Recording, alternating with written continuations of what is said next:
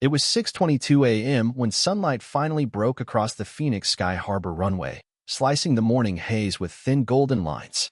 Inside the terminal, the world was already alive with motion, kids rubbing sleep from their eyes, parents juggling passports and coffee cups, and road-weary business travelers dragging carry-ons behind them like deadweight. In the middle of this morning hustle stood Langston Shaw, early 40s. Trimmed beard, neat fade, clean lines in every movement.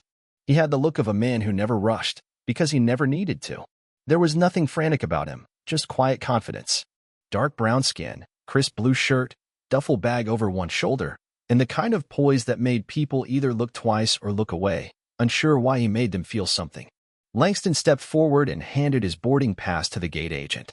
"Good morning, Mr. Shaw," she said with a smile, scanning the code. "You're all set. Enjoy the flight."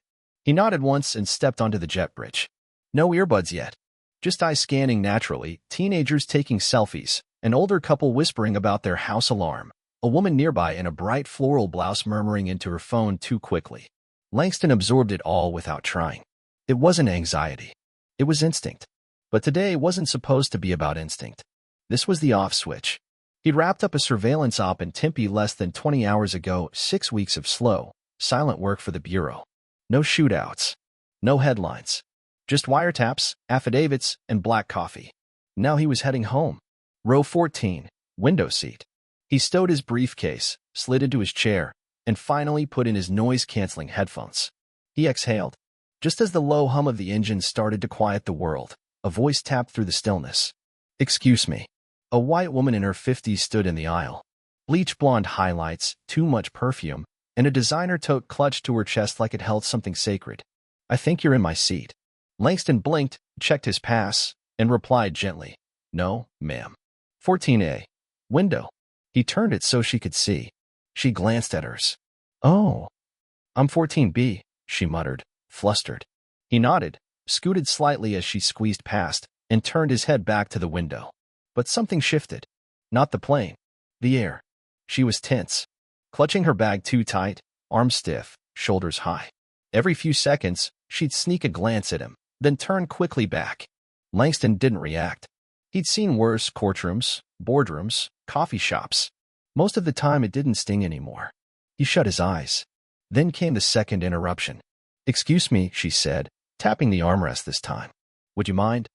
She motioned vaguely toward his briefcase under the seat. "Is it in your way?" he asked. "No, never mind." Langston said nothing. Across the aisle, a younger black man in a hoodie raised his eyebrows slightly, a silent check-in. Langston gave a subtle nod back. "All good." The intercom buzzed as the pilot gave the usual spiel about skies, speeds, and arrival times. Langston buckled in. Next to him, the woman's fingers trembled as she fastened her belt. Her head jerked forward and backward, like she couldn't decide which part of the plane to monitor. He almost felt bad. Maybe she was just a nervous flyer. But then she did something else. She pressed the call button. A young flight attendant leaned down. "Yes, ma'am. I don't want to cause trouble," she whispered. "But could I possibly be reseated? Is something wrong with your seat?" "No," she said, lowering her voice. "It's the man next to me. He's acting strangely." Langston kept staring out the window, unmoving. But something curled inside him. The attendant blinked. "Has he done something?" "No," she said quickly. "But something feels off. I'm a mother. I trust my gut." "I'll talk to the lead," the attendant said, and walked away. Langston finally turned. "You should be careful what you imply, ma'am." She jumped. I didn't mean anything by it." "You did." The lead flight attendant came moments later. Late 30s, sharp eyes, bun pulled tight, name tag said Carla. She had the walk of someone who didn't have time for nonsense. "I understand there's a concern," she said professionally. The woman perked up. "Yes. I just don't feel comfortable. Maybe just for safety, we can shift seats." "Is the seat malfunctioning?" "No. It's him. He's quiet. Has a case. Didn't answer questions." Carla turned to Langston. "May I see your boarding pass, sir?" Langston handed it over. 14A, she said, returning it. "No issue. He won't say what's in the case." "It's work documents," Langston replied, flatly. "Private. May I take a look?" "Are you asking as TSA?" he asked. "No, sir. As flight crew." "Then no." The woman gasped. "See? He's hiding something." A man in 13C turned. Lady, you asked him to move a bag. Now you think he's a terrorist? I didn't say that.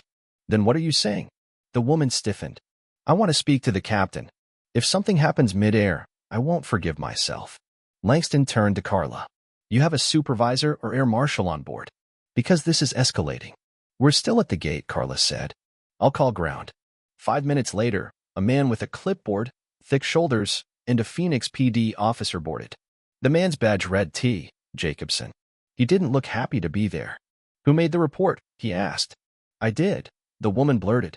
He hasn't done anything, but he's being evasive. Something's wrong. Jacobson turned to Langston. Sir, we'd like to ask you to deplane to speak briefly. For what cause? Langston asked. Suspicious behavior. Langston took a deep breath. Then, from inside his coat, he pulled out a leather badge wallet and flipped it open. FBI. Langston J. Shaw, Senior Special Agent, Organized Crime Division. The officer's jaw tightened. Carla's eyes widened. The woman turned ghost white. I'm returning from classified work, Langston said calmly. I boarded without incident. I have no obligation to disclose my credentials unless acting officially. Jacobson nodded stiffly. Yes, sir. Give me a minute. 2 minutes later, the officer returned. Agent Shaw, you're confirmed. Apologies. You may remain on board. Langston said nothing. He just looked out the window. Carla turned to the woman. Would you still like to move? The woman sat rigid, face pale. No, she whispered. The plane resumed boarding. The moment passed, but the air stayed heavy. The student across the aisle leaned in again. I'm sorry, man. Langston replied softly. It's not the first time. But it's still wrong. I stayed quiet. That's all it took. The woman beside him whispered, I didn't mean to offend you. You didn't offend me, Langston said without turning. You profiled me. I was just uncomfortable. That's not an excuse. Another voice spoke from behind. A Latina woman holding a baby. You didn't ask what was in my diaper bag. Why? Silence. You didn't want a new seat, she continued. You wanted distance. From a black man. That's what this was. No one else said anything. Langston closed his eyes again. Mid-flight, Carla returned with a folded note and a glass of water. Captain wanted to say this, she said. The note read, We're sorry this happened aboard our aircraft. Thank you for your professionalism. Langston nodded. Appreciate it. The woman in 14B finally whispered, I didn't know you were FBI. You shouldn't have to. I just got scared. And when you're scared, who do you think is the threat? She opened her mouth, then closed it again. I'm not trying to shame you, he added. But this wasn't an accident. It was a choice. She said nothing else until they landed. At the gate, Langston waited until the aisle cleared. Carla gave him a quiet nod. Hope the rest of your day is better. Thank you, he said. Behind him, the woman followed. Her name, he'd overheard, was Dana Kerr. I didn't want to leave it like that, she said. Langston turned. I've been thinking about it the whole flight, she continued. I thought saying sorry would fix it. But it doesn't. I assumed the worst before you said a word. Langston watched her closely. I don't yell. I don't say slurs. But I still let fear speak. That's on me. Langston nodded slowly. You wanted control, not safety. I needed to be embarrassed, she said. Maybe I needed it to wake up. He paused, then said, Talk to the people who look like you. That's how it changes. She hesitated, then offered her hand. He shook it. 1 second. That was enough. Later, as Langston stepped into his rideshare and checked his phone, a message from his wife popped up. Call me when you land. The kids want to say hi. He smiled, finally. Not because of what happened, but in spite of it. And yet one thought stuck with him like it always did. What if I wasn't FBI? That was the real question.